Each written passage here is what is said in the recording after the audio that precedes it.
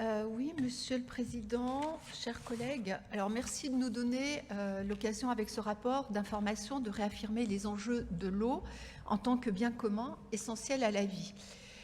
Dans la présentation, il y a différentes actions comme les activités du laboratoire départemental et des financements de la collectivité pour des cuves de récupération d'eau pluviale, etc. Mais je voudrais mettre en avant à cette occasion les enjeux structurants de plus en plus prégnants de la qualité de l'eau. D'ailleurs, le rôle du laboratoire pour cela est mis en avant à juste titre avec l'étude d'au moins 500 molécules. Je voudrais souligner que les pollutions et la connaissance de celles-ci sont exponentielles.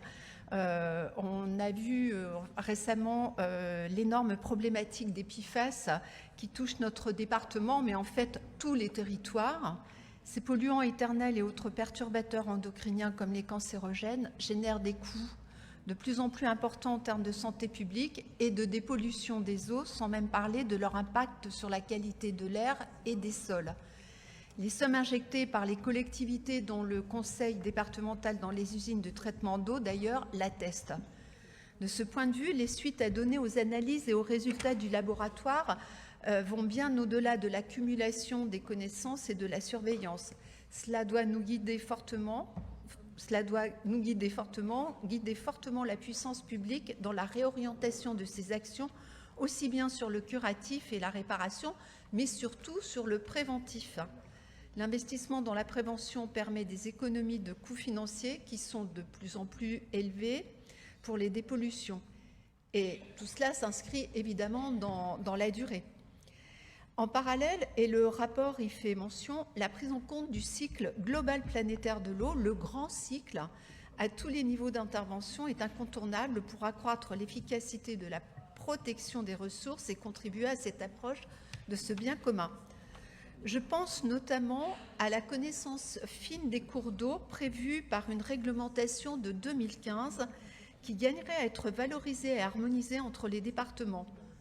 Concernant le nôtre, une cartographie comparative a été établie par l'IGN avant 2015 et après 2015, et cette cartographie montre que sur le secteur de la Plaine jusqu'à la Saône, il y aurait de 50 à 75% des cours d'eau répertoriés en moins, ce qui mériterait d'être affiné.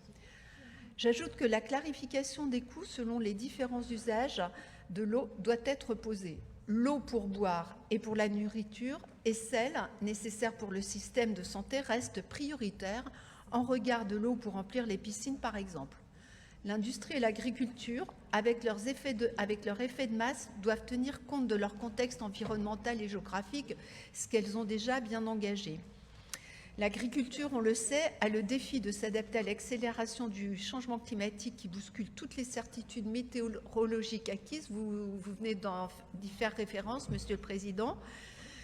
Les certitudes acquises depuis des siècles sur des données empiriques puis scientifiques.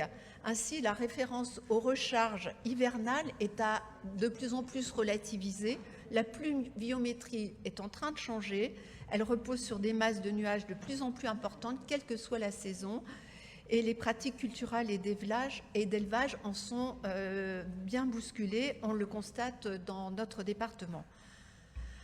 Autre chose, la question du financement des kilomètres de tuyaux d'adduction d'eau entre la boucle des Maillis et le nord du département doit être aussi clairement posée. Ce sont des investissements à prévoir ou en tout cas envisagés de l'ordre de la centaine de milliers d'euros, ce qui mettrait le prix du mètre cube en conséquence.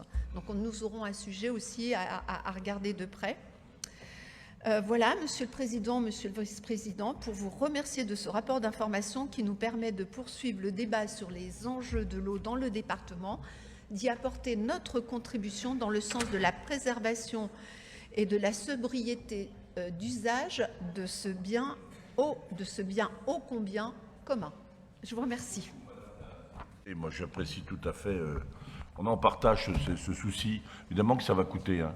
Ce qu'il faut, c'est qu'on ait une vraie solidarité de l'eau pour que le prix de ceux qui sont le plus éloignés de la ressource n'explose pas. Donc, il faudrait une solidarité autour de l'eau. C'est un bien universel. Donc, ça ne peut pas simplement relever C'est un bien universel pour lequel il faut l'implication des élus locaux. C'est le paradoxe de la situation. Monsieur le rapporteur. Puis je vais répondre donc à Madame Hervieux. J'aurais tendance à dire qu'avec votre intervention, vous donnez de l'eau à notre moulin, puisqu'effectivement, la qualité de l'eau est effectivement directement liée à l'environnement et à sa protection, donc directement dans les compétences du département. Donc on ne peut pas s'assurer demain l'approvisionnement avec une eau de qualité et en quantité sans assurer la protection des milieux aquatiques et de la biodiversité. Donc je pense que ça, vous le partagerez. Et effectivement, tout cela, c'est l'enjeu de notre avenir commun. Et concernant l'investissement, en tout cas le niveau d'investissement de ce type de travaux, il faut penser que quand on n'a pas d'eau, le coût n'est pas forcément. Quand on a de l'eau, le coût n'est pas forcément important. Quand on n'en a pas, on est prêt à la payer très cher. Et tout l'enjeu du travail qui va être fait, en fait, c'est que c'est un investissement qui est réel important, mais il est important pour plus de 50 ans. Donc c'est dans la durée qu'il faudra le voir, et c'est une réelle responsabilité, en tout cas, de se mettre face, en tout cas, à cet enjeu pour les générations futures.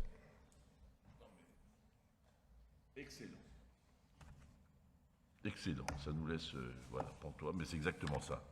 C'est une responsabilité pour les générations présentes et futures. Voilà, et ne croyez pas que les excès d'eau n'auront pas d'impact sur la qualité des eaux, puisqu'on observe des lessivages de sol, etc. Donc, paradoxalement, les excès d'eau, comme les absences d'eau, provoquent des concentrations et des problèmes de qualité de l'eau, qui viennent s'ajouter aux problèmes quantitatifs. En tout cas, merci beaucoup, monsieur le rapporteur, vous êtes excellent.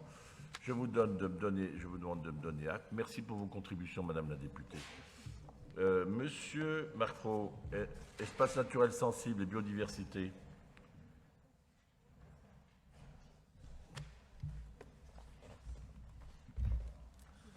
Vous avez la parole, et vous seul. Oui, donc